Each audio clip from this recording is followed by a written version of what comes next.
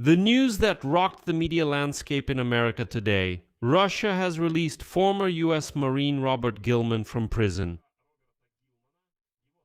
He was personally accompanied by Stephen Witkoff, and the White House published a touching photo showing Donald Trump looking at a picture of Gilman on board, which is already bringing the Marine back home to America. According to Donald Trump himself, Russia did not demand anything in return at all. Allegedly, there was no exchange, no bargaining. Russia simply let the American go in good faith after the meeting between Lavrov and Rubio. But here's the catch. Moscow never gives anything away for free or just like that. And that's exactly why in Britain and Europe they're now wondering what Vladimir Putin is actually hoping to get in return for this gesture of goodwill. So, in this episode we'll break down the whole story and the theories about what the Kremlin is trying to achieve with this move, and the reasons for this behavior are unlikely to make you happy. My name is Pechiy, let's discuss this topic together. But before we start, I ask you to subscribe to this channel. We're moving towards the 300,000 subscriber mark, so I'll be grateful for every subscription. Right now, please check whether you're subscribed to the channel. If not, click the subscribe button. I'll be grateful to you for that. So, let's start with the former US Marine Gilman.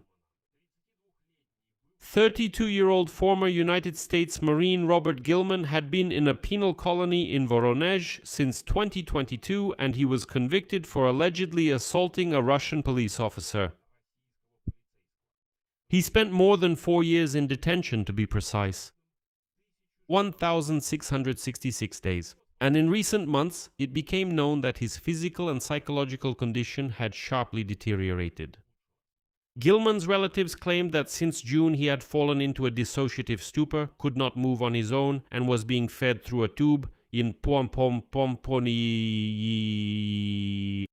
and also complained about torture and injections of drugs that altered his consciousness. In early June, he was transferred from the prison hospital to the psychiatric ward of a civilian medical facility. So his release really did come right after reports that he was close to death.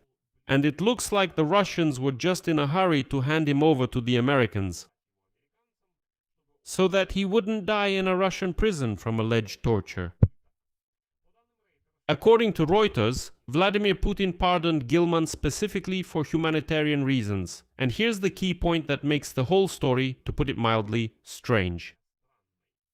Donald Trump personally confirmed, quote, "After my discussions with President Vladimir Putin, Russia agreed to release him, specifically for humanitarian reasons. We appreciate this decision, as well as the fact that Russia did not ask for any releases in return. That is, according to the official version, there was no deal at all. At some point, Vladimir Putin, who had held Gilman for a little over 4 years, suddenly changed his mind and simply returned him to the United States of America. It looks very strange. By the way, the process did not take just 1 day. The issue of Gilman was raised by US Secretary of State Mark Rubio during a meeting with Russian counterpart Sergei Lavrov at the end of July. And according to Trump, a whole team was involved in the release. Special Envoy Stephen Witkoff, Special Envoy for Hostage Affairs Adam Beller, Senior Director for Counterterrorism Sebastian Gorka, Trump's son-in-law Jared Kushner, and so on. On the Russian side, Putin's special representative Kirill Dmitriev wrote about the release on humanitarian grounds. Upon arrival in the US, Gilman was met at Andrews Air Force Base and sent to a military hospital in Texas for medical and psychological evaluation. His family, including his mother who was in Russia, also flew there. And so, Rubio thanked Russia, but immediately pointed out that other unjustly detained Americans are still behind bars there, and according to some reports, there are up to 10 such people now. And now there are theories about why Vladimir Putin did all this, if, officially, he didn't demand anything in return. Well, it's unlikely anyone believes that Vladimir Putin just suddenly snapped, something switched in him, and he thought, wait, we're holding an American illegally. Let's release him for humanitarian reasons. That's complete nonsense. It's obvious that he wants something. And here, Sky News correspondent Ivar Bennett gives, in my opinion, probably the most accurate explanation. He says directly, "This is very unusual, because Moscow rarely gives anything away for free, and it's unlikely that the reason is that Putin suddenly became softer or more humane." His wording is as follows: "This is rather not a very subtle attempt by the Kremlin to enlist the support of the White House in hopes of gaining diplomatic dividends. It's not hard to guess where Moscow wants to cash them in. Well, it's already obvious where. You don't need to be an analyst to guess it's about Ukraine. And here's the context that explains why. Why does Putin need this support from the White House right now? They've obviously lost it, so they need to do something to make the Americans warm up and get back in touch. Inside Russia, there are more and more problems now because of the war. Drone attacks on Russian targets are becoming more frequent. Strikes on oil refineries hit the economy and draw unwanted attention to Moscow's military shortcomings. At the same time, after more than 4 years, there's still no end in sight to Putin's conflict, no achievements, and the goals of the special military operation are also unclear, and so on. Peace talks mediated by the US stalled after Trump started his own war against Iran, and most importantly, during this time, Trump still managed to get closer to Zelensky. And the White House, according to Bennett's assessment, is starting to lean toward Kiev after all. This, he says, is very different from the atmosphere of last year. When Trump rolled out the red carpet for Vladimir Putin in Alaska and was ready for a peace agreement, taking into account the Kremlin's demands and absolutely ignoring Kiev's demands. And here is Bennett's conclusion, quote, "Gilman's release is Moscow's attempt to revive relations and steer the situation in a direction favorable to Russia. This measure is intended to present Vladimir Putin as a reasonable partner with whom Trump can do business. For now, it's a gift, but Russia will undoubtedly hope for something in return. And this is where we should recall a precedent that makes this version much more convincing. Back in February 2025, Donald Trump thanked Vladimir Putin for the release of another American, Mark Fogel, who was detained in 2021 at Sheremetyevo Airport with medical marijuana, and at that time Donald Trump himself personally called that release a step toward resolving the conflict in Ukraine.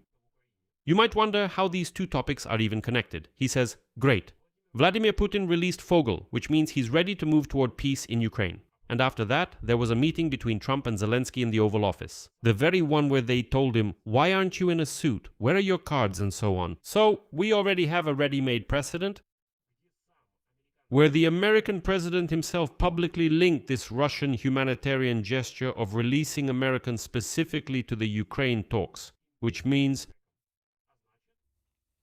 the theory that this was about diplomatic dividends no longer looks like, a conspiracy theory, but rather like a repetition of an already tested scheme. In fact, Vladimir Putin captures Americans and keeps them in prisons precisely for this purpose, so that he can later exchange them like this. He makes this so-called joke, a gesture of goodwill, and says, I did it, now what about you? So, I'm waiting. I mean, I don't know who would believe that this maniac Putin just captures people for no reason and then simply gives them back to America for nothing.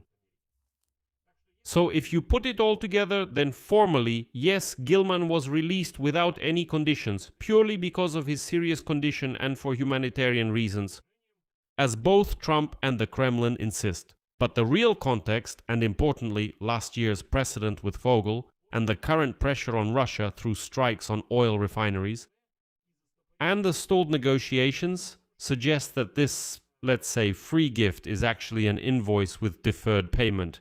He'll just ask for it a bit later. Putin is playing the long game now. Like, show yourself as a reasonable partner, a humane partner, who can just go ahead and release an American without demanding anything in return for himself. And then later, hint at what you want to get in return at the negotiating table over Ukraine. That's the logic here. I'll leave it at that. Share your opinions and conclusions in the comments below this episode. Subscribe to the channel, hit the bell, and don't forget to like. That's all for now. Take care of yourselves. Goodbye, everyone.